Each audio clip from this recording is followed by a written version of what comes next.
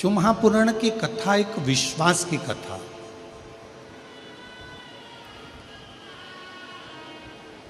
जिसमें सबसे ज्यादा जरूरी है आपका भरोसा, आपका विश्वास, आपकी दृढ़ता। शिव महापुराण की जितनी कथा है ये एक अविरल विश्वास की कथा।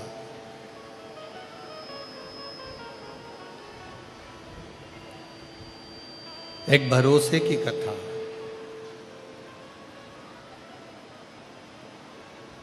पांच दिन की कथा में, 5 दिवसीय कथा के अंतर्गत अब आपके हृदय में कितना विश्वास, कितना भरोसा, कितनी दृढ़ता आपके अंदर आती है, ये आप ही जान सकते हैं। और ये निश्चित है, यदि ये 5 दिवसीय शिव महापुराण की कथा आपने हृदय से श्रवण कर ली और जो कामना लेकर आप श्रवण कर रहे हैं, 3 महीने में मेरा देवाधिदेव महादेव आपके भंडार भर ही देता है, ये निश्चित।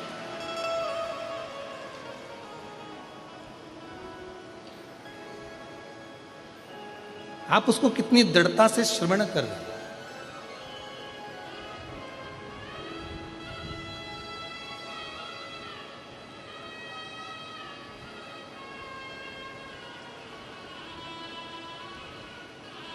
तुलसी बाबा जी ने भगवान शंकर को विश्वास कहा।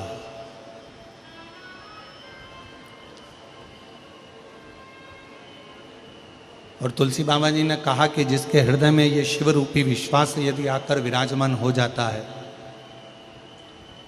भगवान देवाधिदेव महादेव रूपी विश्वास जिसके हृदय में आकर विराजमान हो जाता है, फिर उसको परमात्मा को ढूंढने के लिए नहीं जाना पड़ता। पंडाल की आवाज खोलो उधर।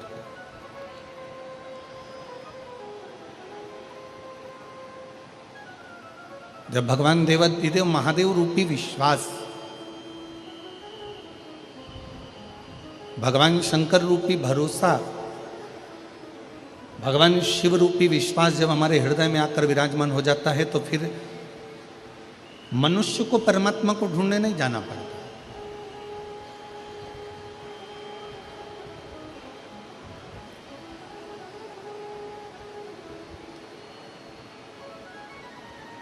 फिर स्वयं देवाधिदेव महादेव भगवान शंकर अपने भक्त को ढूंढने के लिए आते हैं।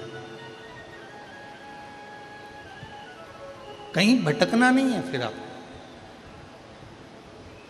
एक लोटा जल चढ़ाने वाला जो मानव होता है, दुनिया के लोग कहते हैं एक लोटा जल चढ़ाने से क्या होता है। शिव महापुराण की कथा कहती है, जब एक लोटा जल हम शिव जी को समर्पित करते हैं तो अपने एक हाथ को हम आगे बढ़ाते हैं और अपना हाथ, जैसे लड़का और लड़की का विवाह होता है तो हथलेवा कराया जाता है, कन्यादान करा जाता है। कन्यादान के समय पर वर और कन्या के हाथ को आगे बढ़ाया जाता है और कन्या का हाथ वर के हाथ में दे दिया जाता है। उसी तरह जब हम शिव जी को एक लोटा जल समर्पित करते हैं, अपने हाथ को आगे बढ़ाकर शंकर जी को जल समर्पित करते हैं, उस समय पर आपका और शिव का एक अटूट संबंध बन जाता है और वो संबंध आखिरी दम तक नहीं छूट पाता, अंतिम श्वास तक नहीं छूटता।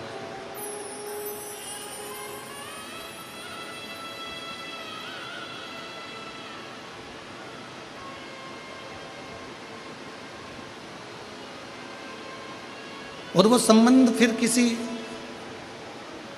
व्यक्ति या विशेष से नहीं जुड़ा है।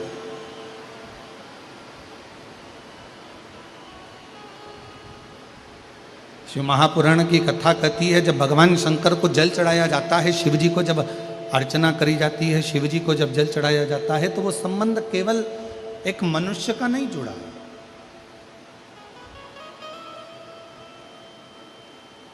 शिव जी को जल चढ़ाते समय वो संबंध स्वयं परमात्मा से जुड़ता।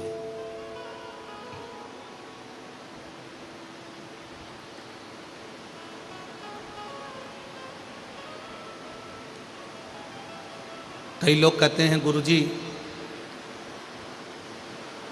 क्या नारायण भगवान को भजने वाले को भगवान शंकर को भजना चाहिए? कई लोग कहते हैं भगवान कृष्ण को भजने वाले को क्या भगवान शंकर को भजना चाहिए? कई लोग कहते हैं भगवान शंकर को भजने वाले को क्या नारायण को भजना चाहिए? क्या भगवान कृष्ण को भजना चाहिए? मेरी जीजियों, मेरे जीजाओं, मेरी बेटियों बेटाओं, मेरी माताओं, मेरे भाई, अपनी चित्तवृत्ति में एक बात उतार कर रखिए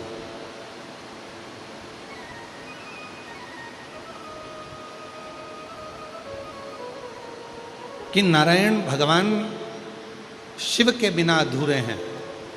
शिव नारायण के बिना अधूरे हैं। राम जी शिव के बिना अधूरे हैं। शिव जी राम के बिना अधूरे हैं। भगवान कृष्ण शिव के बिना अधूरे हैं और भगवान शिव कृष्ण के बिना अधूरे हैं।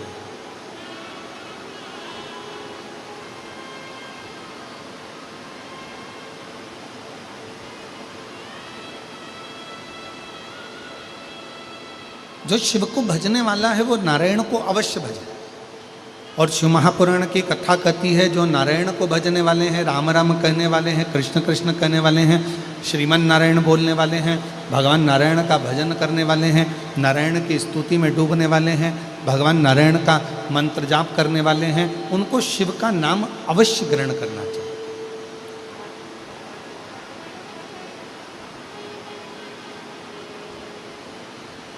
शिव के बिना नारायण सूने हैं और नारायण के बिना शिव सूने। और यहां तक हमारे शास्त्र कहते हैं, विष्णु पुराण में, कूर्म पुराण में, ब्रह्मवैवर्त पुराण में, स्कंद पुराण में, लिंग पुराण में, शिव पुराण में यहाँ तक वर्णन किया गया कि यदि कोई मानव, कोई मनुष्य, संसार में जन्म लेने वाला यदि कोई मानव अगर राम और शिव में भेद करते हैं, नारायण और शिव में भेद करते हैं, शिव और नारायण में भेद करते हैं, तो उनको बार बार मृत्यु लोक में जन्म लेना पड़ता है और बार बार 84 लाख योनियां काटना पड़ती है, पर उनकी गति नहीं हो पाती।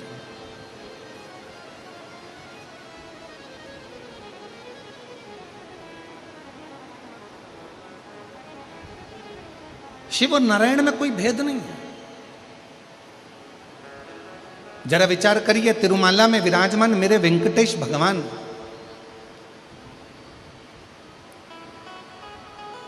तिरुमाला में विराजमान मेरे श्री नारायण हरि जब इस भूमंडल पर मृत्यु लोक में आए, क्योंकि मेरे भगवान नारायण का तो स्थान स्वर्ग है, बैकुंठ है। ब्रह्मा जी ब्रह्मलोक में हैं, भगवान विष्णु बैकुंठ लोक में हैं और मेरे भगवान शंकर मृत्यु लोक में।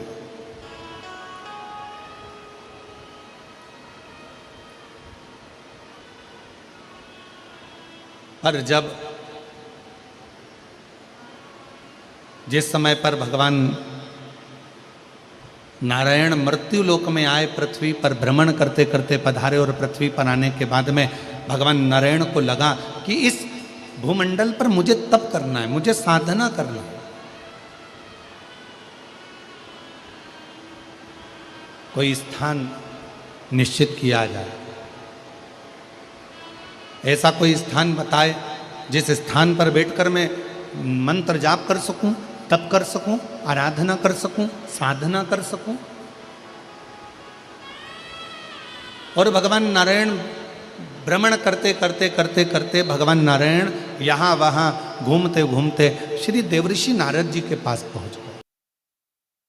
भगवान श्री नारद जी महाराज निकल कर जा रहे थे और जो नारद जी ने भगवान श्री नारायण को देखा, आज तो बैकुंठ अधिपति, जो बैकुंठ का निवास करने वाले,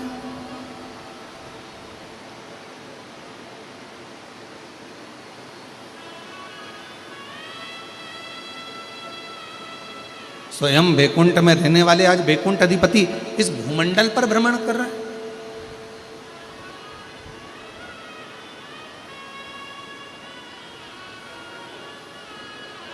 देवऋषि नारद ने हाथ जोड़कर प्रणाम किया, नमन किया।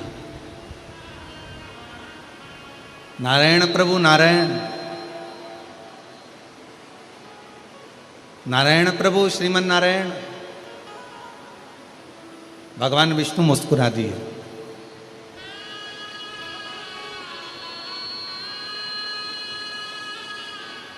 और भगवान विष्णु जैसे ही मुस्कुराए तो देवऋषि नारद के चेहरे पर भी हंसी आ गई।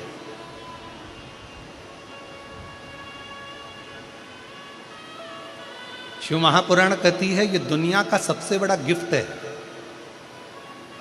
आपके चेहरे की प्रसन्नता।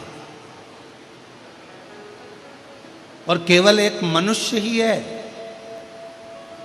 83,99,999 योनियां काटने के बाद जो ये 84 लाखवें नंबर की योनि जो मनुष्य की मिली है ना, केवल 83,99,999 योनियां, जितनी भी योनियां काटे हो, कोई सी भी ऐसी योनि नहीं है जिसमें तुम मुस्कुराओ हंसो। केवल एक योनि है और वो है मनुष्य की योनि। ये मानव की योनि 84 लाखवें नंबर की योनि ऐसी है, इस योनि में ही मनुष्य केवल मुस्कुराता है। केवल एक योनि यही है।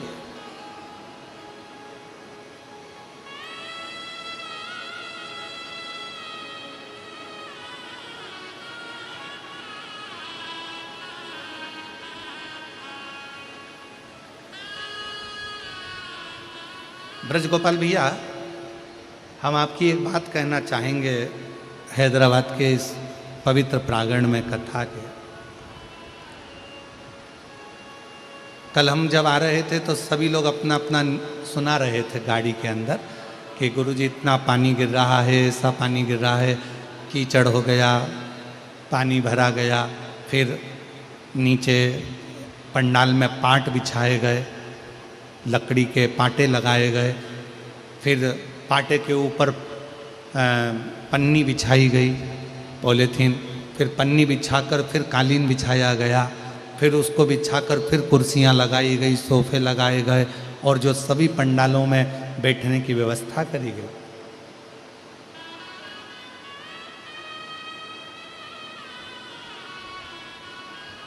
तो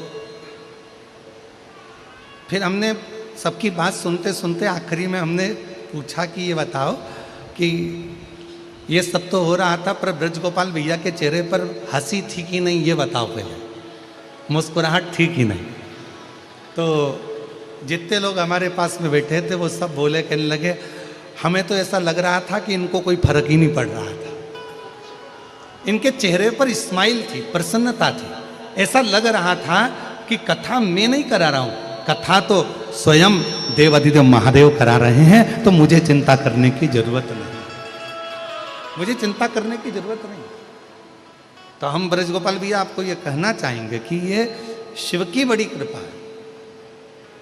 जब व्यक्ति के चेहरे पर अगर स्माइल आ जाए ना, मुस्कुराहट आ जाए, तो समझ लेना कि तुम साधारण नहीं हो। तुम्हारे चेहरे पर जैसे ही स्माइल आती है ना, प्रसन्नता आती है ना, समझ लेना शंकर जी ने आज तुम्हारे चेहरे पर सिग्नेचर करा है, इसलिए शिव जी तुम्हारे को प्रसन्नता दे रहे हैं, आनंदता दे रहे हैं। और कई कई घरों में तो बड़ी विचित्र बात रह जाती है, घर में एक ना एक, हमसे पूछा किसी ने, क्यों गुरुजी पहले के समय में दशरथ जी के समय में एक गुस्सा करने के लिए, क्रोध करने के लिए कोप भवन होता था जिसमें माता कैकेयी क्रोध करती थी। क्यों गुरुजी आजकल इतने बड़े बड़े बंगले बनते हैं, इतने बड़े बड़े मल्टियाँ बनती है, इतने बड़े बड़े फ्लैट बनते हैं, इसमें अलग से गुस्सा करने के लिए कोई भवन नहीं बनता, कोई कमरा नहीं बनता? हमने कहा बनाने की जरूरत ही नहीं पड़ती, पूरा घर ही कोप भवन हो जाता है। कभी सास इधर उठी रहती है, कभी बहू उधर उठी रहती है।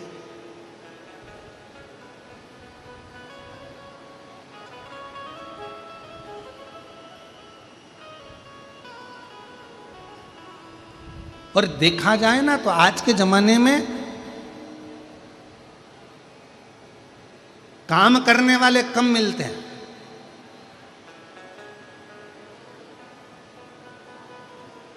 आज के ज़माने में फैक्ट्री में काम करने वाले कम मिलेंगे, घर में काम करने वाले कम मिलेंगे, दुकान पर काम करने वाले कम मिलेंगे, पर जितने भी मिलेंगे काम करने वाले कम मिलेंगे, पर कान भरने वाले ज़्यादा मिलेंगे। जितने मिलेंगे झाड़ू लगाते लगाते एक बाई अगर काम भी कर रही, झाड़ू भी लगा रही ना, तो धीरे धीरे फुसुर फुसुर कान भरती जाती है। देख लो, वो तुम्हारी बाजू वाली है ना, झाड़ू लगा रही है, और झाड़ू लगा तुम्हारी बाजू वाली है ना, वो ऐसा कर रही थी। अब बता, सेठानी को कहना चाहिए तू काम करके कान भर।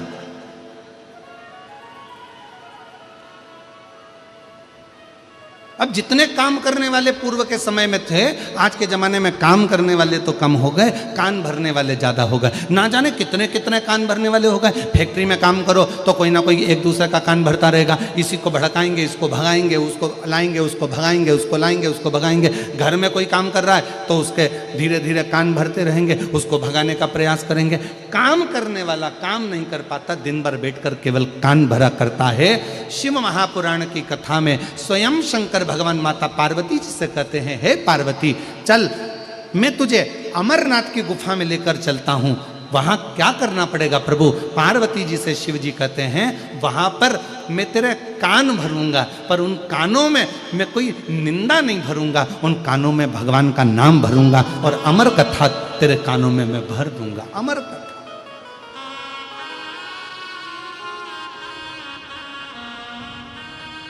और वो अमर कथा भरूंगा जिस अमर कथा को श्रवण करने के बाद फिर तुझे जन्म नहीं लेना पड़ा।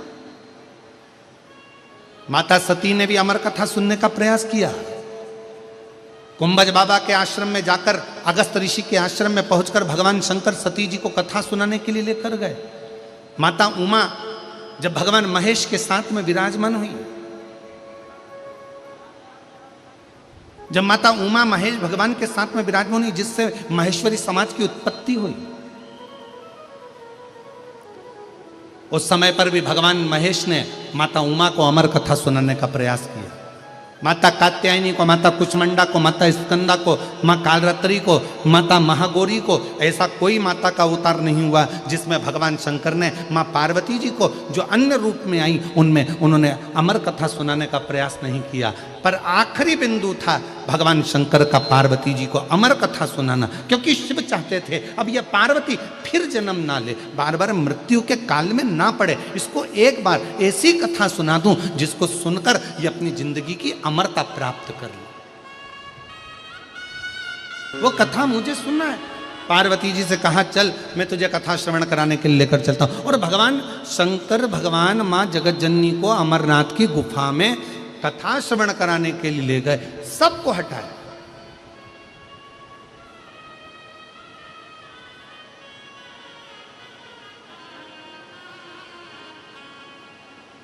मां गंगा जी को भी बाहर छोड़ा, चंद्रदेव को भी बाहर छोड़ा, सर्पदेव को बाहर छोड़ा, डमरू को बाहर छोड़ा, सबको बाहर छोड़कर अमरनाथ की गुफा में जब कथा श्रवण कराने के लिए बैठे, पार्वती जी के हाथ में त्रिशूल दे दिया, ले त्रिशूल और जाओ पार्वती जी, अगर कोई कथा सुनने के लिए बैठा हो तो उसको वहां से हटाया। ये कथा मैं केवल तुम्हें श्रवण कराना चाहता हूं। तुम्हें सुनाने का कारण क्या है? केवल पार्वती जी को कथा,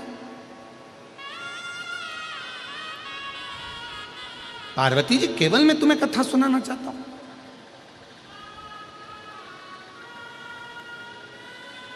कथा सुनने का अधिकारी कौन है?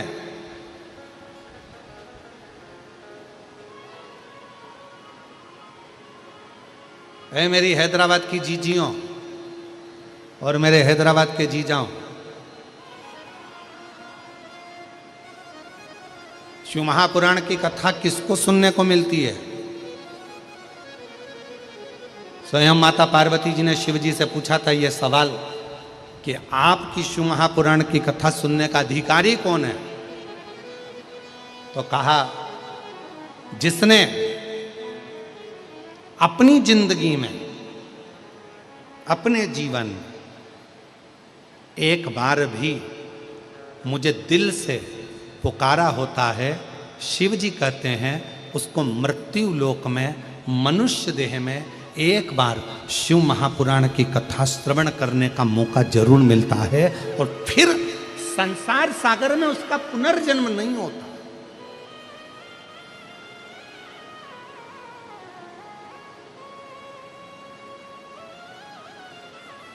फिर वो भटकता नहीं है।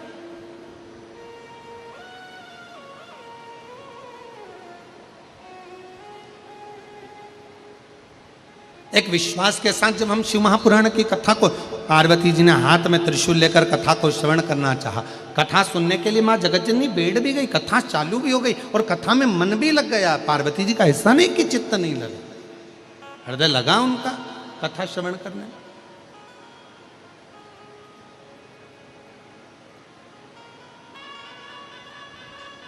जैसे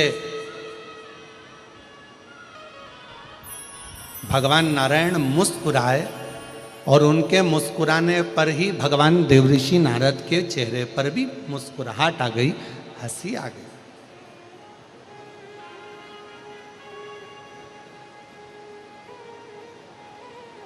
पूछा,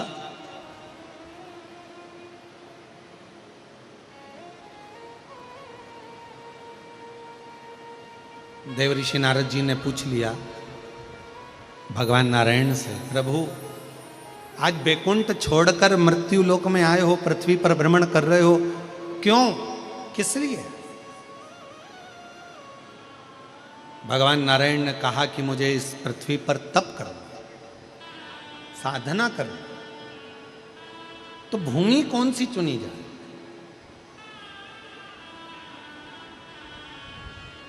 देवऋषि नारद जी ने कहा कि अगर बैकुंठ में कोई तप करे तो भगवान नारायण से पूछा जाए कि हम कहाँ बैठकर तप करें, कोई ब्रह्मलोक में तप करे तो ब्रह्मा जी से पूछा जाए, पर पृथ्वी का देवता, मृत्यु लोक का अगर कोई देव है, ब्रह्मा ब्रह्मलोक के देवता हैं, भगवान विष्णु बैकुंठ के देवता हैं, पर मृत्यु लोक का अगर कोई देव है तो वो देवाधिदेव महादेव है। बोल बम का नारा है, आवाज नहीं आई, जरा दमदारी से बोलो, बोल बम का नारा है,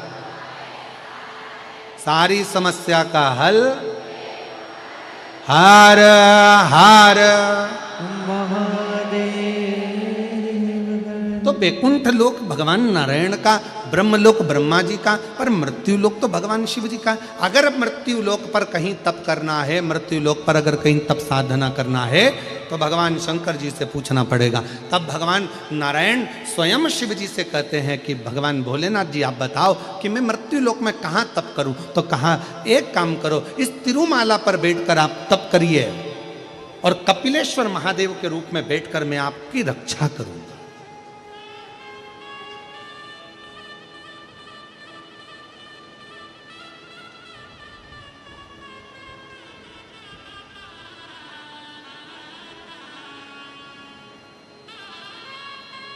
आप बैठो, तिरुमाला के शिखर पर भगवान नारायण बैठकर कपिलेश्वर महादेव के रूप में भगवान स्वयं शिव विराजमान हो गए। भगवान शिव, ऐसा कोई भगवान नारायण का तीर्थ बता दो जिस तीर्थ में शिव ना हो। बद्रीनाथ जाएंगे, केदारनाथ जी हैं। श्रीनाथ जी का दर्शन करने के लिए नाथ द्वारा जाएंगे, एकलिंग जी हैं।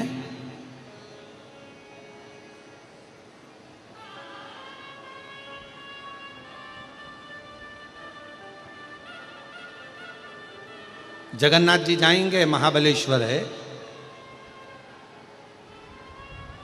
ऐसा कोई तीर्थ, द्वारका जी जाएंगे, नागेश्वर सोमनाथ जी हैं। मेरे नारायण भगवान शिव के बिना नहीं और शिव नारायण के बिना नहीं। पर संसार के लोगों ने भेद कर दिया बहुत, हम नारायण वाले हम शंकर जी का नाम नहीं लेंगे, हम कृष्ण वाले हम शिव जी का नाम नहीं लेंगे, हम शिव वाले हम नारायण का नाम नहीं लेंगे। पर शिव महापुराण की कथा कहती है कभी भेद ना करिए। देवताओं में सीधी सीधी सी एक बात है, गुलाब जामुन खाओगे भी तो पेट में जाएगी, बर्फी खाओगे तो पेट में जाएगी, जलेबी खाओगे तो पेट में जाएगी। अलग से पेट के अंदर कोई डिपार्टमेंट नहीं है कि गुलाब जामुन इधर जाएगी और जलेबी इधर जाएगी।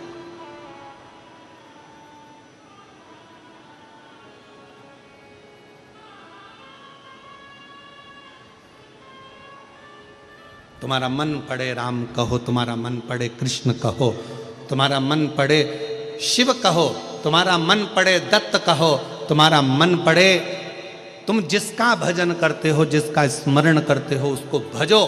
पर इतना जरूर याद रखो, शिव महापुराण की कथा कहती है कि विश्वास के साथ में भजो, भरोसे के साथ।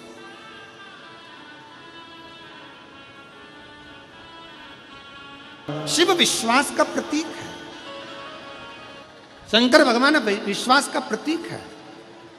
अगर राम जी की भी आराधना करना है तो शिव रूपी विश्वास का होना जरूरी है। और अगर भगवान कृष्ण की आराधना कर रहे हो तो शिव रूपी विश्वास का होना जरूरी है।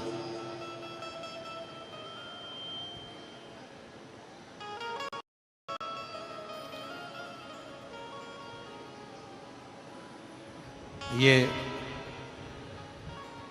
भूतड़ा परिवार में हमारा दूसरी बार आगमन हुआ है। पहले जब स्वर्गीय श्री रामनिवास जी भूतड़ा जी थे, स्वर्गीय श्रीमती शकुंतला देवी जी भूतड़ा जी थी,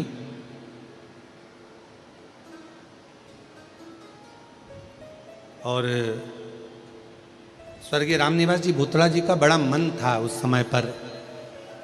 उस समय शरीर में थोड़ा उन्हें कष्ट भी था, रोग ग्रसित था थोड़ा सा, पर उनका बड़ा मन था। तो उन्होंने उस समय पर अपनी धर्मपत्नी श्रीमती शकुंतला देवी जी से कहा कि सियोर वाला महाराज की कथा सुनना है शिवपुराण। और श्रीमती शकुंतला देवी जी ने फिर अपने पुत्र से और पुत्र वधू से कहा, बेटियों से कहा, और मैं धन्यता देता हूँ ऐसे बेटे बहुओं को, ऐसी बेटियों को, पूरे परिवार को। उन्होंने तुरंत उसी समय पर कह दिया कि कथा हो। अब शरीर कष्ट था तो बड़ा विशाल पंडाल या विशाल रूप में उस कथा का आयोजन नहीं किया गया, घर पर ही एक पंडाल लगाकर उस कथा का दिव्य और भव्य आयोजन किया गया। और उस समय पर लग रहा था कि इतनी विशाल शिव महापुराण को गागर में सागर को समाहित किया गया।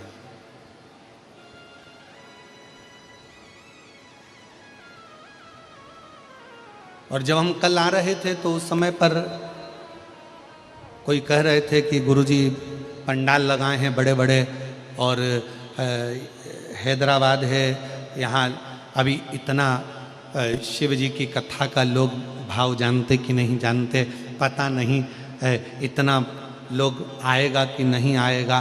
पर हमने देखा कि ब्रजगोपाल जी के चेहरे से लग रहा था कि उन्होंने अपने जितने लोग मिल रहे थे उन सब से कह दिया था कि ये मत सोचना कि लोग आएंगे नहीं।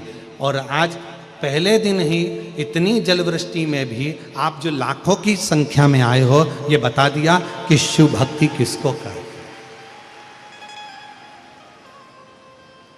और पहली कथा है, वृंदावन में बांके बिहारी जी को पर्दा होता है, यहाँ पहली कथा है जिसमें आपको भी पर्दा करके बैठना पड़ रहा है, पानी के कारण, जलवृष्टि के कारण।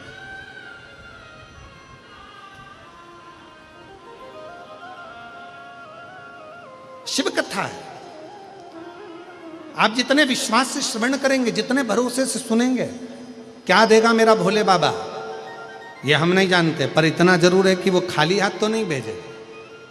उसका भरोसा जितनी दृढ़ता के साथ में आप उसे ग्रहण करेंगे। एक पत्र आया है, अच्छा है, देखिए।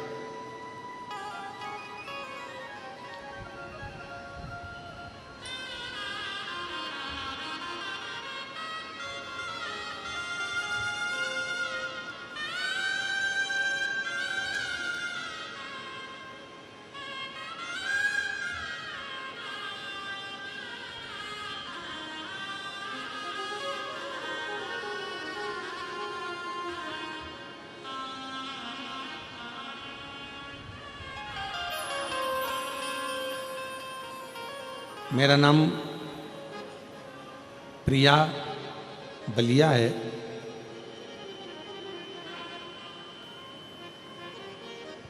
हैदराबाद की ही रहने वाली हैं। कहीं बैठी हों तो हाथ हिला सकती हैं, प्रिया बलिया।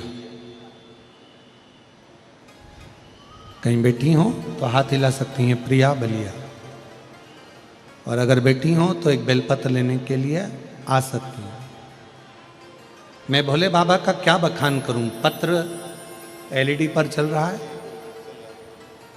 आस्था चैनल पर और एलईडी पर पत्र चल रहा है, आप हमारे साथ में पढ़ सकते हैं।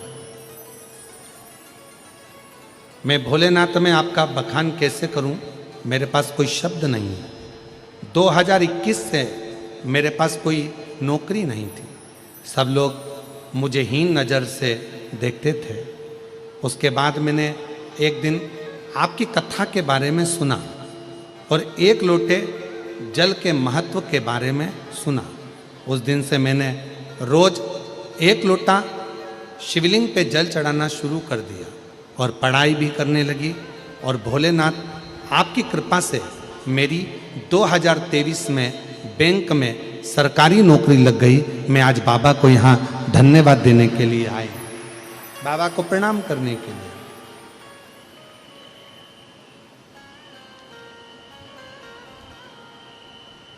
मैं भारतीय तेरी कृपा का हैदराबाद के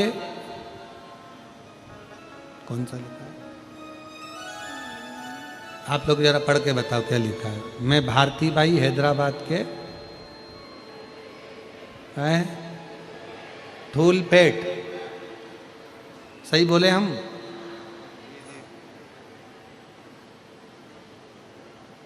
धूलपेट निवासी। कहीं बैठी हो तो हाथ हिला सकती हैं, आप ही हैं, आ जाओ, एक बेलपत्र ले जाना, आ जाइए। मैं बाबा का क्या गुणगान करूं गुरुदेव, बहुत कुछ मेरे बाबा ने मुझे दिया है। मेरे पति की तबीयत बहुत खराब हो गई थी, डॉक्टरों के हिसाब से ठीक नहीं थे, पर बाबा पर एक लोटा जल चढ़ाते चढ़ाते आज बाबा की कृपा से मेरे पति पूर्ण रूप से स्वस्थ हो गए और कोई बड़ी गंभीर बीमारी बाबा ने हटा दी। शिव कृपा किसको कहते हैं?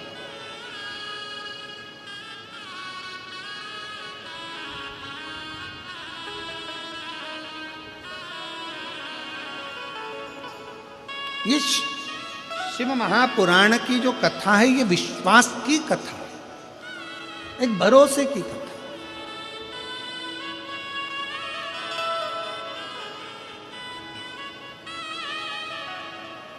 आप जितना जितना भरोसे के साथ शिव महापुराण की कथा को श्रवण कर रहे हो, कितना 2 क्षण मात्र देवराज नाम के ब्राह्मण ने केवल 2 क्षण की शिवपुराण की कथा सुनी थी, केवल 2 क्षण। ब्राह्मण कुल में जन्मा था, ब्राह्मण के घर में जन्मा था, पर ब्राह्मण कर्म नहीं कर पाया था देवराज।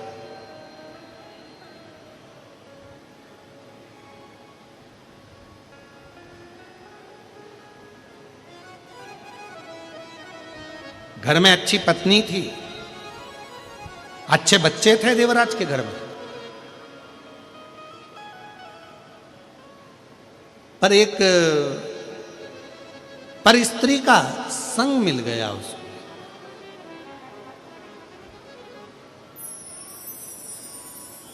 और एक पर स्त्री का संग मिला तो उस स्त्री ने देवराज से कह दिया, रानी के गले में जो हार पड़ा रहता है, रानी के गले में जो हार पड़ा हुआ है वो हार मुझे चाहिए। ये देवराज से उस पर स्त्री ने कह दिया।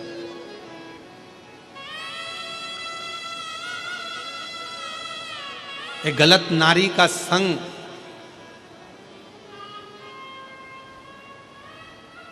व्यक्ति की जिंदगी तो बर्बाद करता ही करता है, पर साथ में उसके अपनी पत्नी और अपने बच्चों को रोने के लिए भी छोड़ देता है।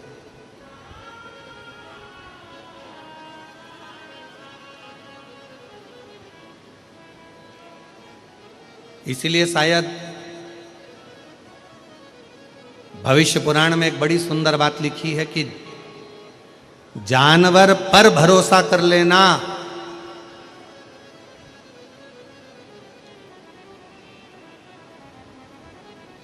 सांप के जहरीले दांत निकाल लिए जाएं तो सांप पर भरोसा कर लेना। पर भविष्य पुराण कहती है कलयुग जब अपने पूर्ण जोर में आ जाए, जानवर पर भरोसा कर लेना, सांप पर भरोसा कर लेना, कीड़े पर भरोसा कर लेना। पर भविष्य पुराण कहती है जब घोर कलयुग आएगा तब इंसान पर भरोसा करना सबसे कठिन काम हो जाएगा, क्योंकि मनुष्य भरोसे के लायक ही नहीं बचे।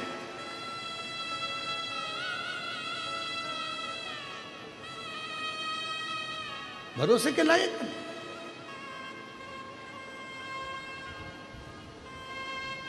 हर व्यक्ति ये सोच में बैठा है बस। वो कहते हैं ना महाराज, पतंग जितनी ऊंची ऊंचाई पर उड़ती है ना, यहां उड़ाते कि नहीं उड़ाते हैदराबाद में मकर संक्रांति पर? अरे जम के तो बोलो जरा, उड़ाते हैं। हाँ, पतंग जितनी ऊंचाई पर उड़ती है, आसपास की बिल्डिंग के जितने लोग रहते हैं उस पतंग को काटने की तैयारी में लग जाते हैं। पतंग जितनी ऊंची रहेगी उसको काटने वालों की संख्या उतनी ज्यादा रहेगी। उसी तरह मनुष्य जितनी ऊंचाइयों पर बढ़ता चले जाएगा उसको काटने वाले भी तैयारी में बैठे रहते हैं कि कैसे काटना है, कैसे काटना।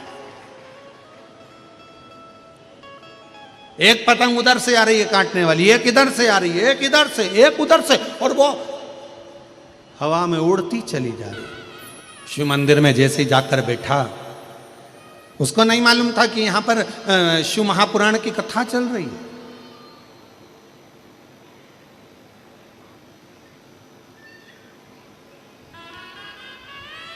आज जब पहले दिन की कथा हो जाएगी ना, आप लोग यहां से जाते जाते अपना एक सेल्फी लोगे,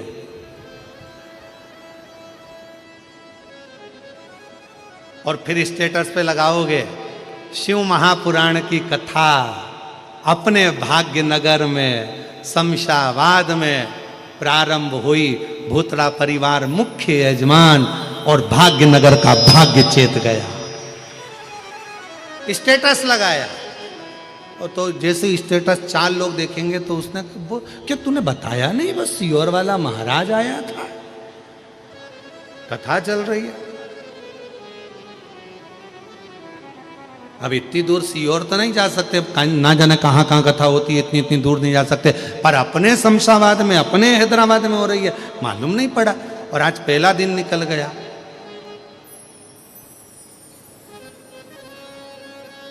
अब जितनी बेचैनी तुमको कथा में आने की रहेगी ना, और जिसने तुम्हारा स्टेटस देखा वो दुगनी बेचैनी उसको हो जाएगी। कल जाना है मुझे, कल पहुंचना है मुझे, कल पहुंचना।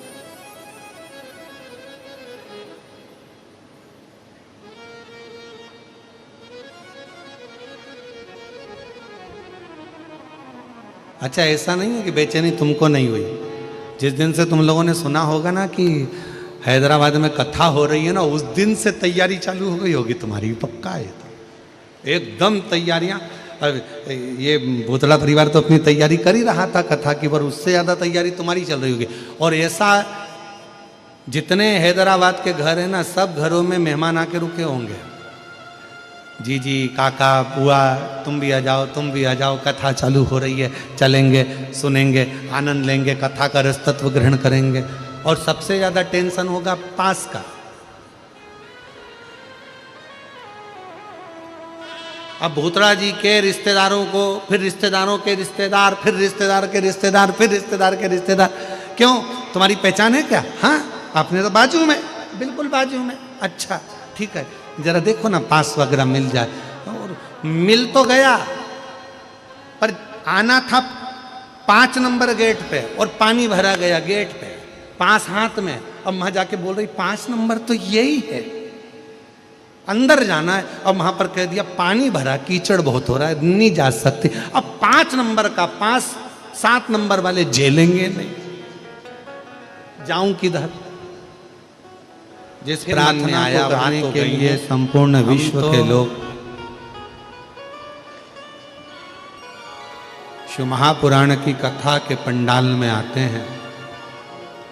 आप भी बड़े भाव से बाबा को प्रार्थना करिए, निवेदन करिए, विनय करिए।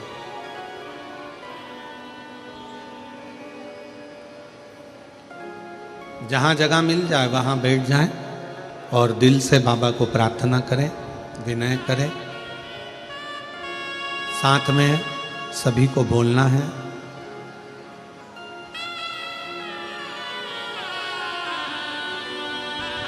देवाधिदेव महादेव भगवान शिव, भगवान शंकर की पवित्र कथा कर रहे, शिव महापुराण की कथा वर्णन कर रहे। एक गलत स्त्री का संग देवराज को मिल गया।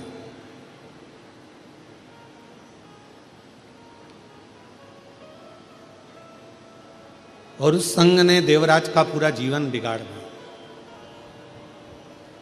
भजन छूटा, स्मरण छूटा, नाम जाप छूटा, धर्म पत्नी छूट गई, बच्चे छूट गए।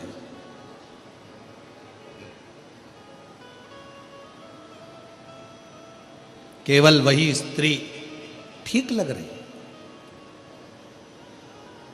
और शिव महापुराण की कथा कहती है पर स्त्री और पर धन ये व्यक्ति को एक ना एक दिन बर्बाद कर कर ही रहते हैं। पराया धन एक, उस पर अपनी गलत दृष्टि नहीं दीजिए। कोई ने कहा कि ये धन आपके पास है, उस पर गलत दृष्टि नहीं होनी, हमारा नहीं है।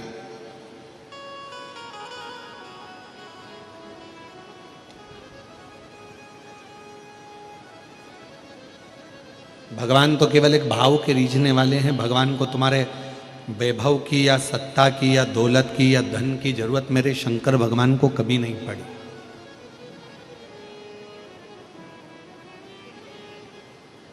कभी मेरे शिव जी को जरूरत नहीं पड़ी।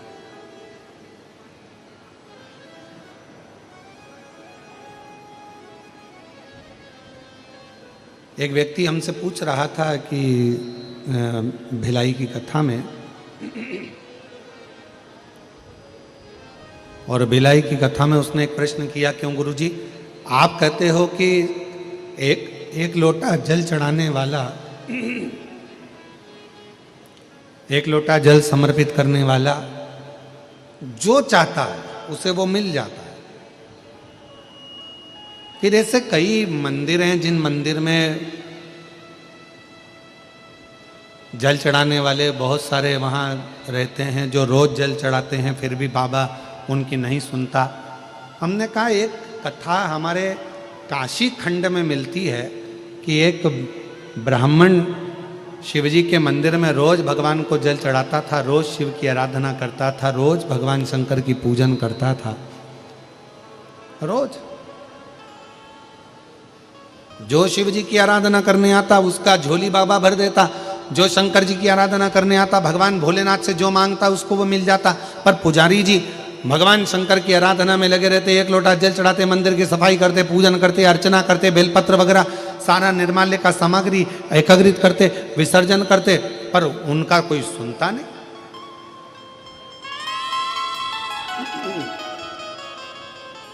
काशी खंड की कथा है, रिटर्न बढ़ो, काशी खंड की। अब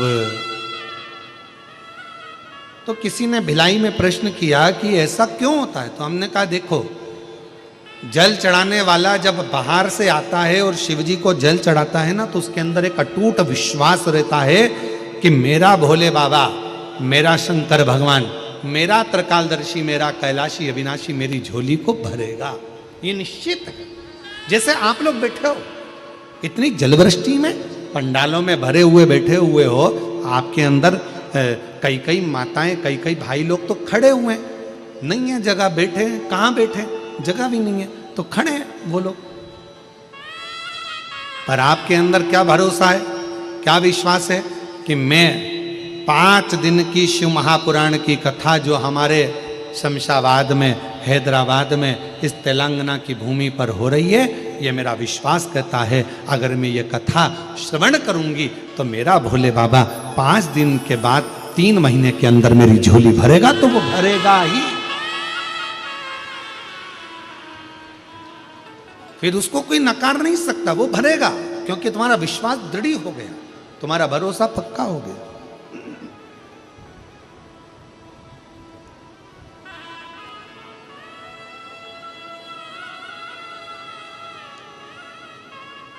अब काशी खंड की कथा कर रही है कि पुजारी जी रोज मंदिर में जल चढ़ा देते, रोज पूजन कर देते, पर जितने लोग जल चढ़ाने आते ना, तो पुजारी जी उनसे पूछते, क्यों साहब तुम रोज मंदिर आते हो, जल चढ़ाते हो, बाबा ने तुम्हारी सुनी कि नहीं सुनी, भगवान ने तुम्हारी सुनी कि नहीं सुनी। पुजारी जी को मालूम पड़ता कि इसको पुत्र दे दिया, किसी को संपदा दे दी, किसी को वैभव दे दिया। पुजारी जी के मन में आता, बाबा मेरी कब सुनोगे, बाबा मेरी कब सुनोगे। एक दिन धर्म पत्नी ने अपने पति से कहा,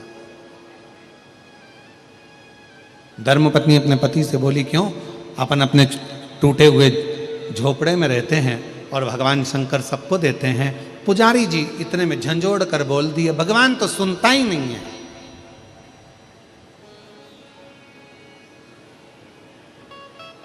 हमको तो लगता है कि भगवान पाषाण का है।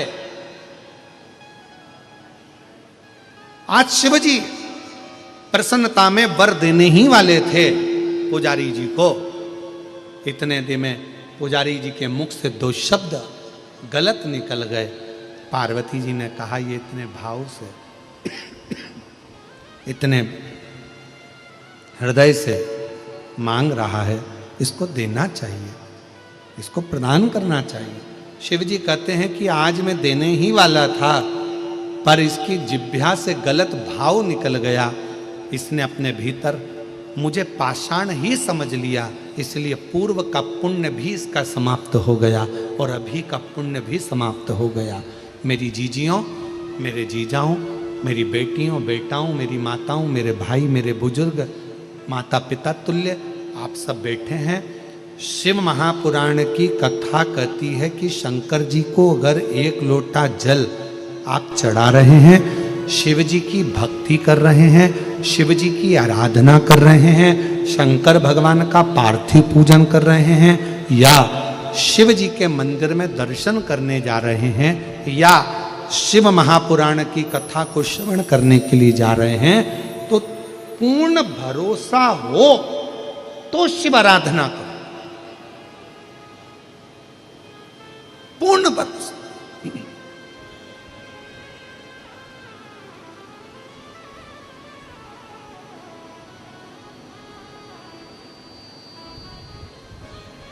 एक कथा आप लोगों ने श्रीमद् भागवत में व्यास वक्ताओं के मुख से सुनी होगी।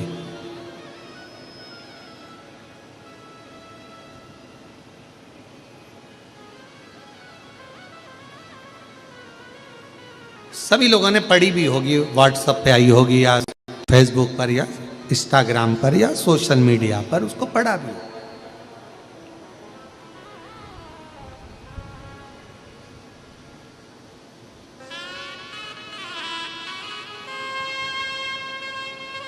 एक पंडित जी कथा कह रहे थे और कथा में कह रहे थे कि भगवान का नाम भव सागर से पार उतार देता।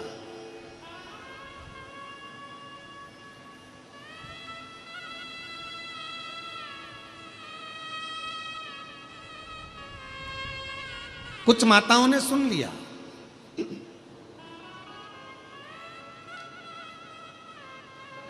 अब वो नाव में बैठी और नाव में बैठकर उन्होंने उतराई दी। एक महिला ने भगवान के नाम पर इतना भरोसा कर लिया कि वो नाव में ही नहीं बैठी और उसने सोचा कि पंडित जी बोले थे कि भगवान का नाम भव सागर से पार उतार देता है, तो ये तो यमुना जी, मैं भगवान का नाम लूंगी और यमुना जी से पार उतर जाऊंगी। भगवान का नाम लेकर वो यमुना जी में चलते चलते चलते चलते पार उतर गई। अब रोज वो यमुना जी ऐसे ही पार कर देती। एक दिन प्रवचन में महाराज जी प्रवचन देकर जा रहे थे, इतने में वो महिला मिल गई और उस महिला ने महाराज जी से कहा, महाराज जी चलो मेरे साथ चलो। महाराज जी ने नाव वाले को आवाज लगाया। महिला ने कहा, नहीं महाराज जी, आप ही ने तो कहा कि भगवान भवसागर पार कर देता है, नाम ले लो। तो मैं तो रोज भगवान का नाम लेकर यमुना पार उतर जाती हूँ। महाराज जी ने कहा, ऐसा कोई होता है क्या? नहीं महाराज जी, देखो मैं चलती हूँ। और वो पार उतर गई। महाराज जी से कहा, चलो आज तुमने कहा है ना, तुम भी कर देखो। महाराज जी को लगा कि मैं भवसागर पार उतरे भगवान के नाम से वो चल जाए, पर यमुना कैसे पार उतरे। महाराज जी को जिद कर कर उस महिला ने जैसे ही यमुना जी में पांव रखवाया, महाराज जी तो पानी में डुबक डुबक करने लगे। महाराज जी ने उस महिला से कहा कि मुझे समझ में नहीं आया, तू कैसे पार उतर गई? उस महिला ने कहा, महाराज जी मैंने आपकी वाणी पर विश्वास करा, जब भगवान का नाम लेने वाला भवसागर पार उतर सकता है तो भगवान का नाम लेने वाला यमुना पार भी उतर सकता है। ये मैंने आपकी वाणी पर विश्वास किया।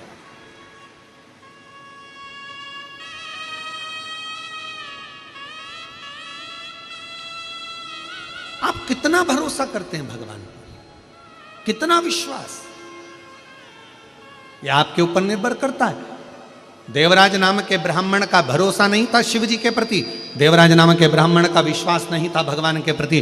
देवराज नाम का ब्राह्मण अपनी पत्नी को छोड़ दिया, बच्चों को छोड़ दिया, एक पर स्त्री के चक्कर में जो पड़ गया, एक नारी के चक्कर में। फिर निवेदन है, पराया धन और पराई नारी, ये बर्बादी का केंद्र बिंदु।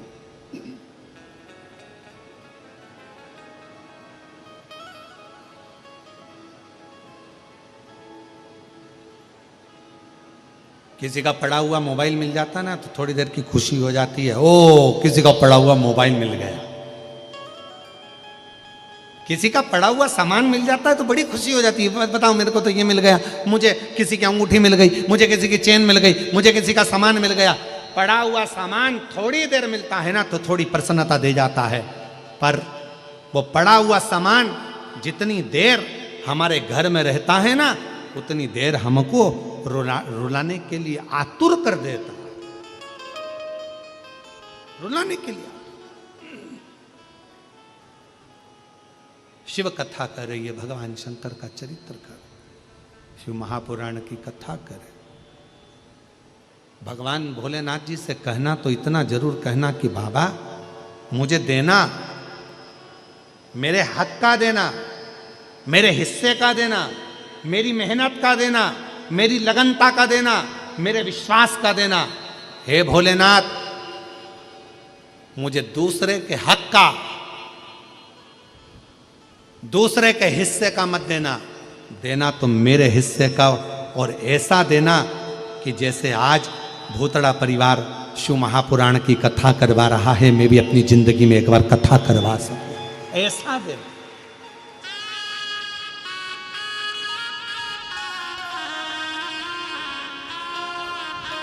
भगवान देना तो ऐसा देना कि हमारे हाथों से सत्कर्म हो सके।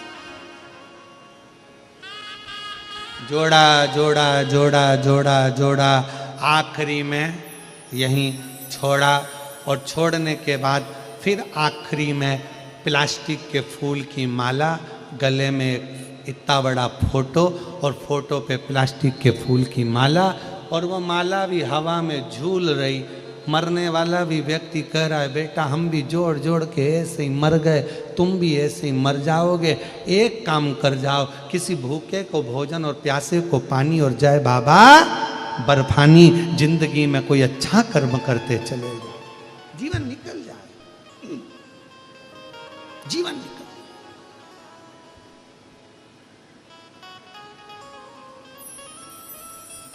और बहुत बड़ी प्रेरणा है ये शिव महापुराण की कथा, बहुत बड़ी प्रेरणा।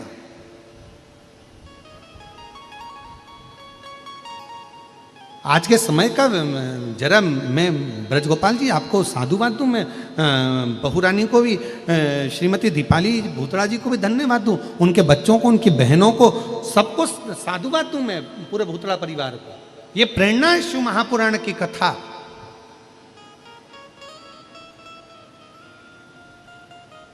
कि कितने भी बड़े बन जाओ, कितनी भी गाड़ी, कितनी भी फैक्ट्रियां, कितने भी बंगले के मालिक बन जाओ, पर अपने माता पिता के संस्कार कभी समाप्त नहीं होना चाहिए। ये प्रेरणा देती है ये शिव महापुराण की कथा, अपने माता पिता के संस्कार, ये प्रेरणा है शिव महापुराण की कथा।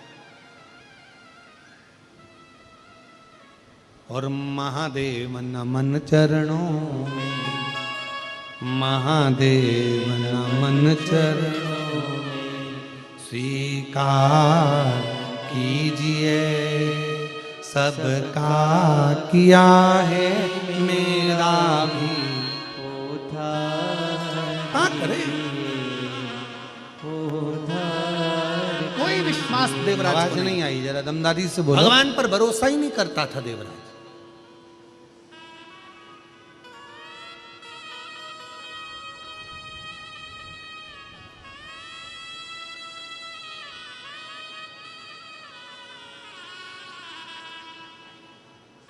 पर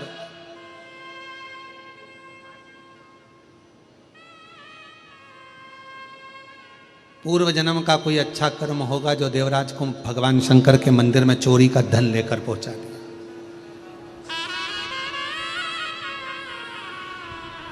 अजामिल की कथा सुनी है आप लोगों ने? हाथ तो उठाओ जरा। श्रीमद् भागवत में आती है अजामिल की कथा, सुनी है सबने? 3 बेटे हो चुके थे, ब्राह्मण था, मंदिर जाता था अजामिल, भगवान का भजन करता था।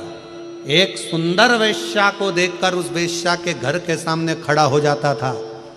लोग कहते हैं बड़ी सुंदर है, बड़ी सुंदर है, जरा देखूं तो। देखने के लिए खड़ा रहा, 1 दिन दिखी नहीं, 2 दिन दिखी नहीं, 3 दिन दिखी नहीं, 15 दिन वेश्या नहीं दिखी। 16वें दिन वेश्या का जो दीदार करा तो सोचा इतनी सुंदर, इससे तो शादी कर लो, विवाह कर लिया, बच्चे हो गए।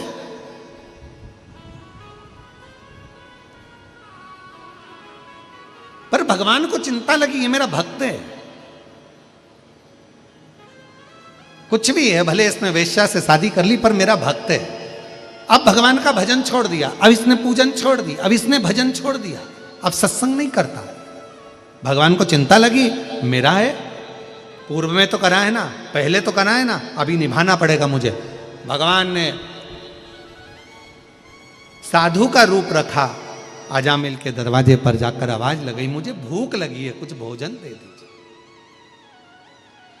अजामिल ने कहा, हमारा घर, मेरी धर्म पत्नी वैश्या है और तुम वैश्या के घर का हाथ का भोजन करोगे, ये अच्छी बात नहीं है, तुम बहुत ऊंचे संत दिख रहे हो, मैं नहीं दे सकता। संत ने कहा कि वैश्या ब्राह्मण से विवाह कर कर ब्राह्मणी हो गई, इसलिए हम भोजन कर सकते हैं, आप हमें भोजन दो। पर मैं भोजन तो दे दूंगा पर दक्षिणा नहीं दूंगा। संत ने कहा, हमें दक्षिणा नहीं चाहिए, तुम भोजन कराओ। भोजन कराया, भोजन कर कर जैसे संत उठे तो कहा दक्षिणा दो। बाबा मैंने मना करा था, मैं दक्षिणा नहीं दूंगा, मेरे पास में पैसा नहीं है।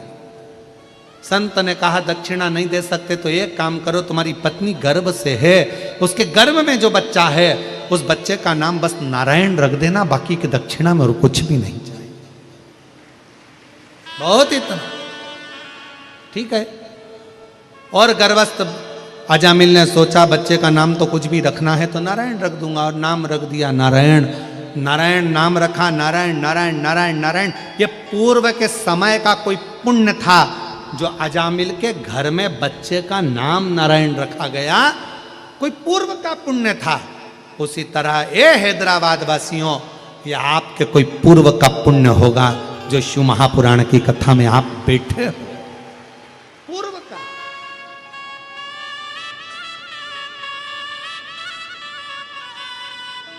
आज का नहीं। देवराज नाम का ब्राह्मण यदि शंकर जी के मंदिर में पहुंचा है, याद रखना, शिव जी के मंदिर में आप जा रहे हो, शंकर जी की कथा में आप जा रहे हो, शिव के शिवालय में आप जा रहे हो, भगवान शंकर की कथा में आपका चित्त, आपका मन, आपका हृदय शिव की भक्ति में लगा हुआ है, समझ लेना कोई पूर्व के जन्म का पुण्य हमारा प्रकट हुआ। तो आज हमारे इस पुण्य के कारण हम भगवान शंकर की विरल भक्ति को प्राप्त कर रहे हैं। एक बच्चा गुल्लक को भरता है, फोड़ता है तो गिफ्ट लेकर आता है। जब हमारे दादा परदादा माता पिता ना जाने उनके पुण्य की गुल्लक भरी होती है और हमारे पुण्य की गुल्लक भरी होती है, तब जाकर किसी परिवार में शिव महापुराण की कथा हो पाती है। पुण्य की गुल्लक आज का नहीं। कर्म अच्छा हुआ होगा तो देवराज के पूर्व का पुण्य कौन सा था? देवराज का कोई पुण्य नहीं था, पर देवराज की माता रोज शंकर के मंदिर जाती थी, देवराज की माता रोज शिवालय जाती थी। भले देवराज अपनी माता को नहीं मानता था, सम्मान नहीं देता था, आदर नहीं देता था, देवराज ने एक वेश्या का संग कर लिया था, पत्नी को छोड़ दिया, बच्चों को छोड़ दिया, पर देवराज की माता शिव की शिवालय में रोज भजन करती थी, स्मरण करती थी, शिव मंदिर की सफाई करती थी, शंकर का देवालय का शिवालय का पूजन करती थी। इसलिए देवराज नाम के ब्राह्मण के माता का पुण्य प्रबल हुआ। कहते हैं एक पुरुष जब शंकर जी को जल चढ़ाता है, उस पुरुष को खुद प्राप्त होता है। पर एक नारी जब शंकर जी का अभिषेक करती है, एक नारी जब शिव को जल चढ़ाती है, तो वो केवल अपना उद्धार नहीं करती है, वो नारी अपने माता पिता के 71 पीढ़ी को और अपने ससुराल की 71 पीढ़ी को पार लगा देती है जब एक नारी शिव को जल चढ़ाती है।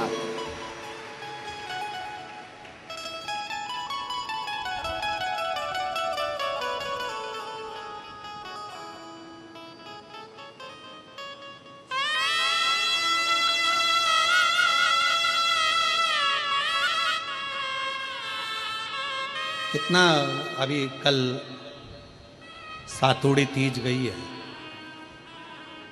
चावल का सत्तू, बेसन का सत्तू, चने का, आटे का। कभी पार्वती मंगल को आप सुने होंगे, जो सातुड़ी तीज करते हैं तो कभी एक आध बार पार्वती मंगल की कथा जरूर सुनना ही हुआ।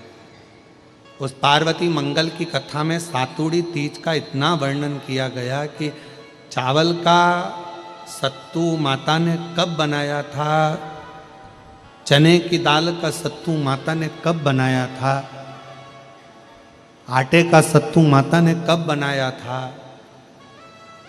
और किस तरह से उसकी पूजन का वर्णन,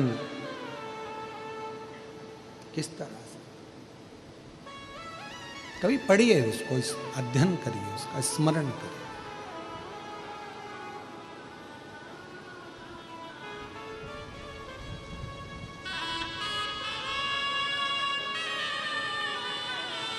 कितना कितना शास्त्रों में हमारे यहाँ माँ पार्वती के पूजन का विधान कहा गया। अब कोई कहे कि केवल ये नारी का उपास है, कोई कहे कि तीज का व्रत केवल स्त्री का है, हरताली का तीज करे तो नारी का व्रत है, चतुर्थी का व्रत करे तो नारी का व्रत है, छठ का व्रत करे तो नारी का व्रत है, तीज का सातुड़ी तीज का व्रत करे तो नारी का व्रत है। ना ना ना ना, यदि पार्वती मंगल की कथा को आप पढ़ेंगे, सुनेंगे, तो उसमें वर्णन आता है पार्वती जी जितने व्रत धारण करती है वो पार्वती जी की माँ मैनावती हिमालय राज उनकी भी 71 पीढ़ी को पार कर देती है, और पार्वती जी खुद के ससुराल की भी।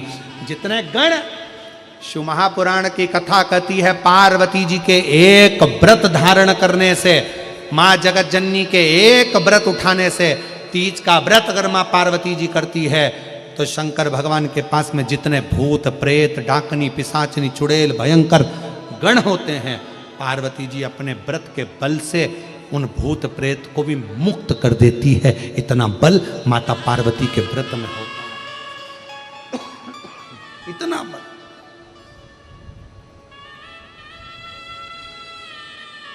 एक व्रत साधना में इतना बल होता है। एक पत्र है, अच्छा है,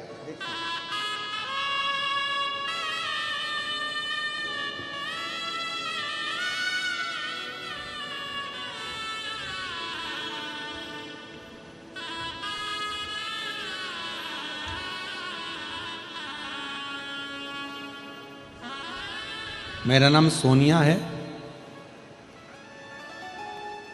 मैं उत्तर प्रदेश के जिला सहारनपुर के गांव नया गांव की रहने वाली हूँ। कहीं बैठी हो तो हाथ हिला सकती हैं, आप ही हैं, आइएगा, एक बेलपत्र ले जाइएगा। भोलेनाथ की कृपा का क्या गुणगान करूं। प्रभु ने 2 कृपा ऐसी की है जो मेरे लिए सिर्फ सपने के समान। मेरे पति कई वर्षों से सरकारी नौकरी की तैयारी कर रहे थे पर सफलता नहीं मिल रही थी। मैं भगवान भोलेनाथ को बहुत मानती हूँ। एक बार मेरी बहन सीहोर धाम पर गई और वहाँ से कंकर शंकर मुझे ला कर दिए। हम दोनों पति पत्नी ने तन मन से शंकर जी की पूजा करने लगे और मेरे पति प्रतिदिन शिवालय जाते, शंकर जी को 1 लोटा जल समर्पित करते। मात्र 3 महीने बाद 2 सरकारी नौकरी प्राप्त हुई मेरे शिव की कृपा से, शंकर की करुणा से। पर मेरे पति ने एक नौकरी को चुनते हुए, पति अभी केंद्रीय विद्यालय हैदराबाद में शिक्षक के पद पर नियुक्त हैं। मैं बाबा को यहाँ धन्यवाद देने आई हूँ। जैसे ही नौकरी की नियुक्ति पत्र आया, हम तुरंत सियोर धाम पहुँचे। वहाँ भोलेनाथ जी को हमने धन्यवाद दिया। और विवाह के जब 14 साल हो गए थे, 14 साल तक जब पुत्र रत्न की प्राप्ति, संतान की प्राप्ति नहीं हुई, तब बाबा से फिर प्रार्थना करी और बाबा से कंकर शंकर की पूजन करते हुए 14 साल के बाद मुझे बाबा ने औलाद दे दी। मैं बाबा को यहाँ प्रणाम करने के लिए, 2 खुशियां मेरे बाबा ने मुझे दी है, 2 खुशियां। जिनके नाम बोले जा रहे हैं उनको अजान दो है जगह, अजान दो। 2 खुशियां बाबा ने मुझे।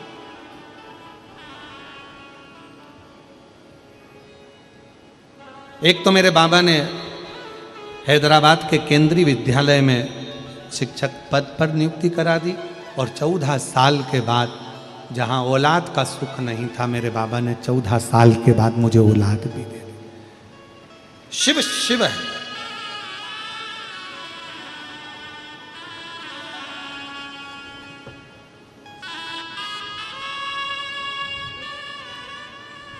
आपका विश्वास,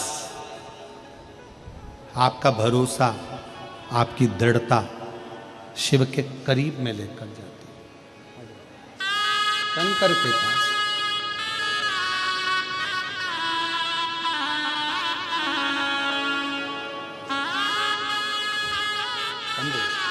रोते नहीं, अब तो खुश हो, बाबा की कृपा है। आंसू बचे, आपका आंसू बचे।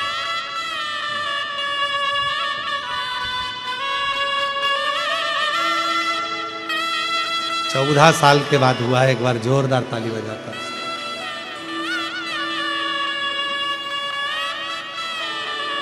शंभू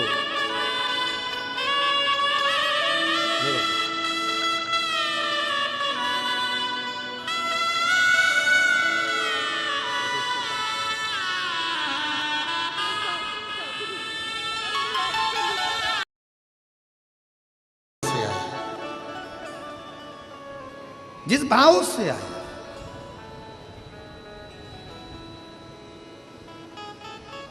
देवराज ब्राह्मण की माता का पूर्व का पुण्य है, पूर्व का पुण्य।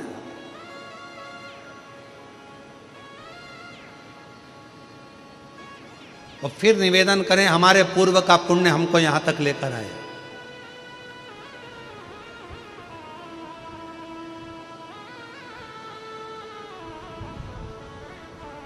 भूतड़ा परिवार के पूर्व का पुण्य शिव महापुराण की कथा को यहां तक लेकर आया।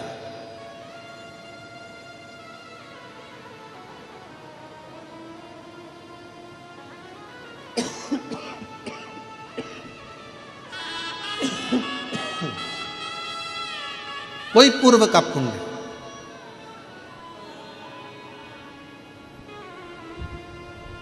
ब्रजगोपाल भैया, एक पत्र में आपके लिए लिखा है कि हमने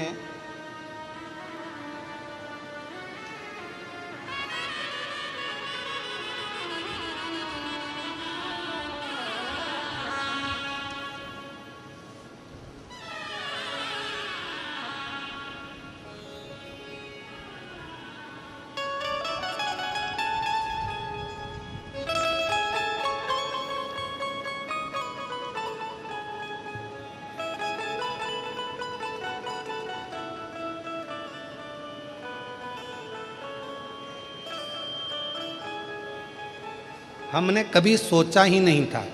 पत्र लिखा है राकेश ऋषिका पाटिल,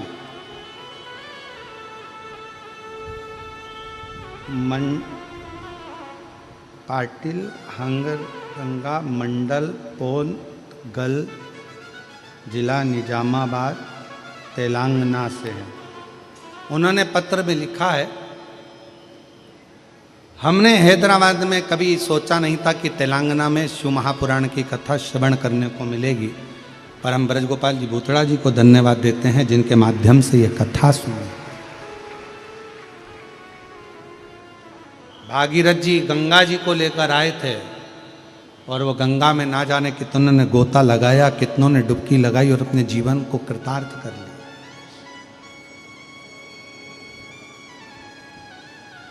और ये आपके माता पिता की पुण्याई से ये गंगा शिव महापुराण की आप लेकर आ गए। ना जाने कितने कितने जो तरस रहे थे शिव पुराण की कथा को कि कभी पंडाल में बैठेंगे, कभी पंडाल की मिट्टी को अपने मस्तक पर चढ़ाएंगे। दुनिया में केवल एक पंडाल है शिव महापुराण का जिसकी मिट्टी को भी लोग मस्तक पर चढ़ाते हैं और बड़ी से बड़ी बीमारी से छूट कर जाते हैं। यह दुनिया का केवल एक पंडाल है, शिव महापुराण का, जहां लोग कथा श्रवण करने के साथ में वहां की मिट्टी को भी सिर चढ़ाने के लिए आते हैं।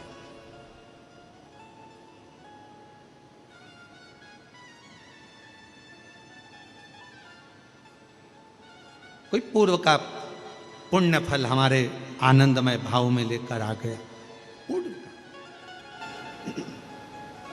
शिव कथा कर रही है देवराज नाम के ब्राह्मण की माता का पूर्व का पुण्य था जो देवराज को मंदिर तक खींच कर ले गए।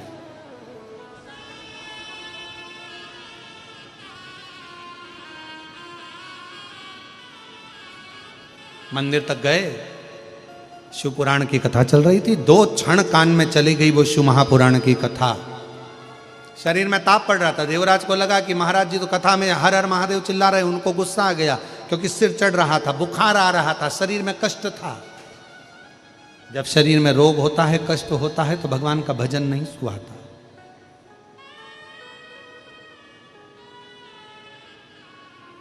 बहुत ध्यान रखना।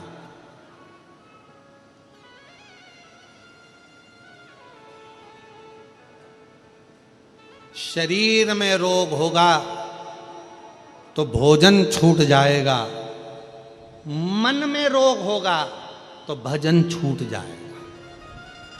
थोड़ा सावधानी रखना। शरीर में रोग बढ़ा, शरीर में ताप बढ़ा, शरीर में रोग बढ़ा तो भोजन छूट जाएगा, भोजन नहीं पाएगा। आज मेरा मन नहीं कर रहा भोजन का, भूख नहीं लग रही डॉक्टर साहब, भोजन नहीं भा रहा, मेरे को समझ में नहीं आ रहा। इतना अच्छा भोजन घर में बनता है पर मेरे को भूख नहीं लगती, भोजन नहीं भाता, मुझे भोजन अच्छा नहीं लग रहा। शरीर में रोग बढ़ा, भोजन छूट गया। मन में रोग बढ़ा, मन में कौन सा रोग? तो कहा अहंकार का रोग, अभिमत्ता का रोग, अहमता का रोग, लोभ का रोग, तृष्णा का लोभ। ये रोग जब बढ़ गया, मोह का रोग बढ़ गया, तो फिर भजन नहीं सुहाता। मुझे भजन अच्छा नहीं लग रहा, मुझे कथा अच्छी नहीं लग रही, मेरा मन नहीं लग रहा, मन नहीं लग रहा। ये रोग है, लग गया शरीर।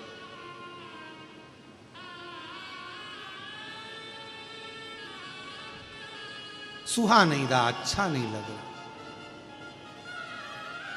जिनकी दोपहर में 1 बजे से 4 बजे तक जिनका घर का काम पूरा करने के बाद जिनकी सोने की आदत होती है ना 1 बजे से 4 बजे तक, अगर वो 1 बजे से 4 बजे तक कथा के पंडाल में आके बैठ जाए तो पहले दिन तो उनको मन ही नहीं लगता। सिर पे बड़े पल्लू लेके बैठ जावे पर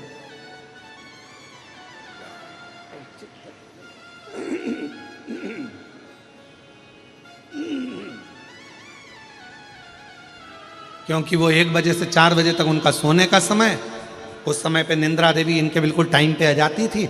बर्तन वर्तन मांज के रखे, साफ हुआ, घर किचन सब साफ करके बच्चों को स्कूल भेज कर पति गया ऑफिस। इन्होंने थोड़ी देर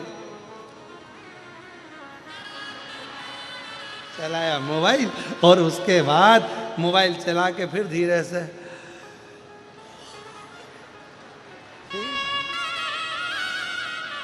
अब 1 बजे से 4 बजे तक कोई डिस्टर्ब नहीं करा और ऊपर से आ गए सियोर वाले महाराज। 1 बजे से 4 बजे तक कथा कर रहे। निंद्रा देवी मन में सोच रही अब मैं कहाँ जाऊं, ये तो बैठ गई कथा में जाकर, अब मैं कहाँ जाऊं। तो वो आती ऐसे ऐसे घूमती तुम्हारे आसपास में, सब दूर आती।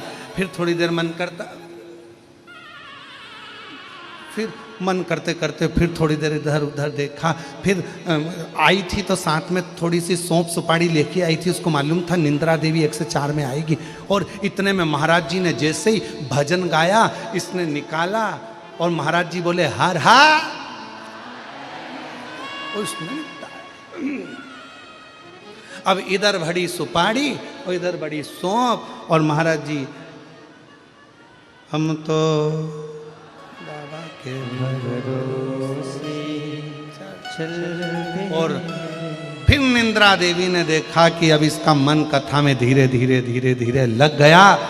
पहला दिन शिव महापुराण का, क्योंकि उसी समय निंद्रा को इधर भगाना है, कथा को अंदर लाना है, तो थोड़ा सा संघर्ष दोनों में चलता है। पहला दिन बड़ी मुश्किल से निकलता है, फिर दूसरे दिन सेटल होता है, 5वें दिन जब कथा पूरी होती है तब लगता है इतनी जल्दी हो गई।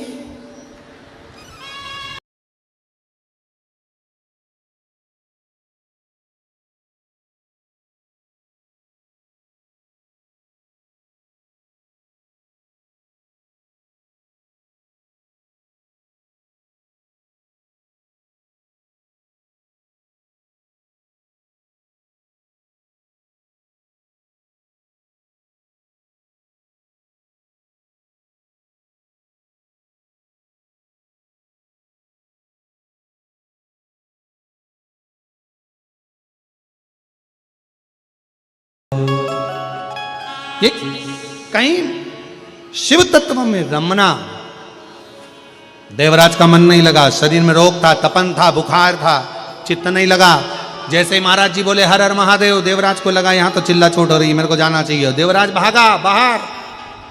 पर 2 क्षण की शिव महापुराण की कथा देवराज की श्रवण शक्ति में कानों में पहुंच गई। 2 क्षण।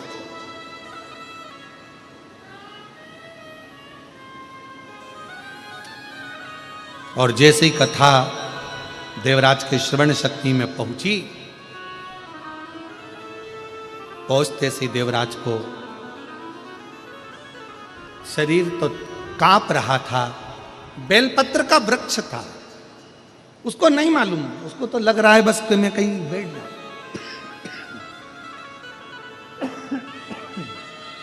उसको तो लग रहा है मैं कहीं बैठ जाऊं। और देवराज बेलपत्र के वृक्ष के नीचे बैठ गए।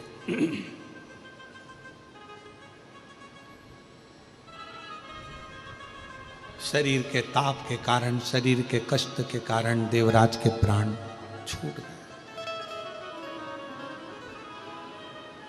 कितना पापी है, चोरी करता है। कितना पापी है, पर स्त्री का गमन करता है। कितना पापी है, कभी मंदिर नहीं गया। कितना पापी है, कभी भगवान को नहीं भजा। कितना पाप कर्म करा, उसके बाद भी देवराज प्राणों को जब छोड़ा, उसको लेने के लिए कोई नहीं आया। उसको लेने के लिए स्वयं देव अधिदेव महादेव नंदी लेकर पधारे। स्वयं शिव, स्वयं शंकर भगवान नंदी लेकर आ रहा है स्वयं। अब तो देवराज को भी आश्चर्य हुआ कि शंकर भगवान मुझे नंदी पर बिठा कर ले जा रहे हैं। तो देवराज ने पूछ लिया नंदी से, मैंने ना कोई पुण्य करा, ना भजन करा, ना कीर्तन करा, ना मंत्र जाप करा, ना स्मरण करा, ना कोई दान करा, ना कोई संकीर्तन करा, फिर मैंने पुण्य कौन सा करा कि मैं नंदी पर बैठकर कैलाश धाम जा रहा हूं। नंदी ने कहा तेरी माता के हाथ का पुण्य था तो तू शिव के मंदिर पहुंचा। तेरी माता का पुण्य था जो तूने शिव महापुराण की कथा 2 क्षण की श्रवण करी। और कथा का पुण्य था जो तू बेलपत्री के वृक्ष के नीचे प्राणों को छोड़ा और तुझे देव अधिदेव महादेव लेने के लिए यहां पधारा। ये पुण्य है तेरा। एक प्रश्न है किसी बहन जी का, उन्होंने प्रश्न करा है, मेरा नाम शोभा वर्मा है, मैं बेगम बाजार हैदराबाद की रहने वाली हूँ। पहले तो मैं भूतड़ा परिवार को बहुत बहुत धन्यवाद देती हूँ जिन्होंने हैदराबाद में शिव महापुराण की कथा कराई और हम जैसे शिव भक्तों को सुनने का मौका दिया। मैं धन्यवाद देती हूँ। मेरे 2 प्रश्न हैं जिसको मैं लिख रही हूँ। पहला प्रश्न है, पशुपति नाथ का व्रत हम मंदिर में करते हैं और वहाँ पर प्रसाद बहुत सारा एकत्रित हो जाता है, कोई लेकर नहीं जाता, तो उस प्रसाद को क्या हम गरीब बच्चों को दे सकते हैं? तो शिव महापुराण की कथा कहती है, शिव जी पे चढ़ा हुआ प्रसाद पशुपतिनाथ व्रत का आपने जो लिखा कि गरीब बच्चों को, शिव महापुराण की कथा कहती है कि भगवान शंकर का प्रसाद लेने वाला कभी गरीब नहीं होता, इसलिए गरीब शब्द तो निकाल दो। इतना याद रखो कि शिव का प्रसाद आप किसी को भी दे सकते हो। अगर मंदिर में रखा हुआ है, कोई नहीं ले रहा, तो आप उसको दे सकते हो। दूसरा प्रश्न है, हमारे यहाँ बेलपत्र का अगर वृक्ष नहीं है और हमको अगर बेलपत्र चढ़ाना है और हम मंदिर रोज जाते हैं, हमें बेलपत्र नहीं मिल पाती, तो हम क्या शिवजी पे मंदिर में चढ़ी हुई बेलपत्र को लाकर अपने घर के शिवलिंग को चढ़ा सकते हैं? शिव महापुराण की कथा हमेशा एक बात कहती है कि शंकर पर चढ़ी हुई बेलपत्र धोकर आप वापिस शिव को चढ़ा सकते हो, आराम से अपने घर में लाकर भी शंकर जी को समर्पित कर सकते। शिवजी में कोई भेद नहीं होता। तुम्हारे घर के अंदर जो शंकर भगवान का शिवलिंग है, मंदिर में जो शिवलिंग है, बाहर जो शिवलिंग है, वो सब एक है। शिवलिंग में कोई भेद नहीं, शंकर में कोई भेद नहीं।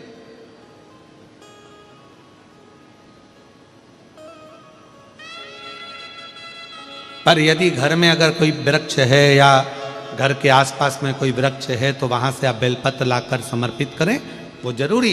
पर यदि कहीं बेलपत्र नहीं मिल रही है और आपको बेलपत्र चाहिए, आप मंदिर गए हो, तो शंकर पर चढ़ा हुआ जो बेलपत्र है वो भी धोकर आप समर्पित कर सकते हो। शिव से स्वीकार करेगा, भगवान शंकर उसे स्वीकार करेगा। महाराज,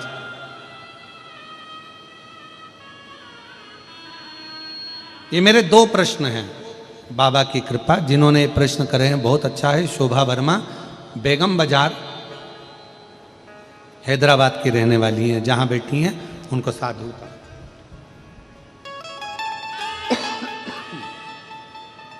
शिव कथा कर रही है, भगवान शंकर का चरित्र कर रहा है, शिव महापुराण की कथा कर रही है। देवराज नाम के ब्राह्मण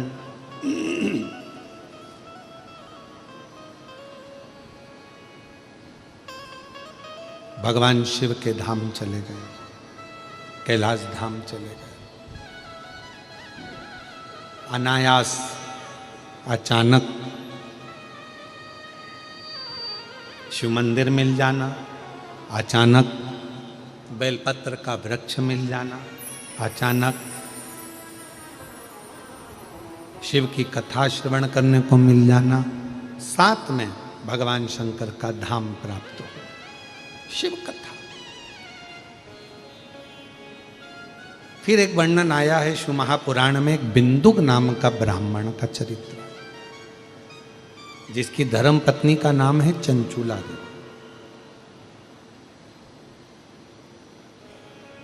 ये बिंदुक भी ब्राह्मण कुल में जन्म तो ले लिया था, पर ब्राह्मण कर्म से वंचित था और एक चोरी का धन लेकर जाता जाता पानी में डूबकर मर गया था। और शास्त्र कहता है 3 तरह से मरे हुए व्यक्ति को मोक्ष नहीं मिल पाता। पानी में डूबकर मरा हुआ, सर्प के डसे से मरा हुआ, स्त्री के हाथ से मरा हुआ।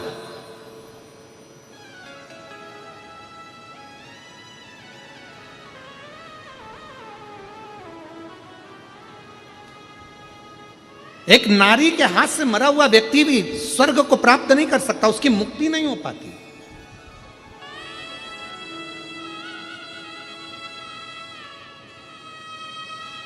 हम हमेशा कई बच्चों से कह देते हैं, कई बेटे से कहते हैं, लड़के कह देते हैं कई बार, उसने मुझे धोखा दे दिया, मैं तो मरने जा रहा हूं। अरे उसके चक्कर में मर जाएगा, प्रेत की योनि में पड़ जाएगा, कभी मुक्ति नहीं होने वाली।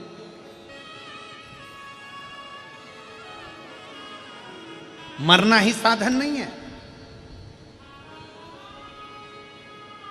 कुछ अच्छा कर्म करो, अरे मत बुरे कर्म कर।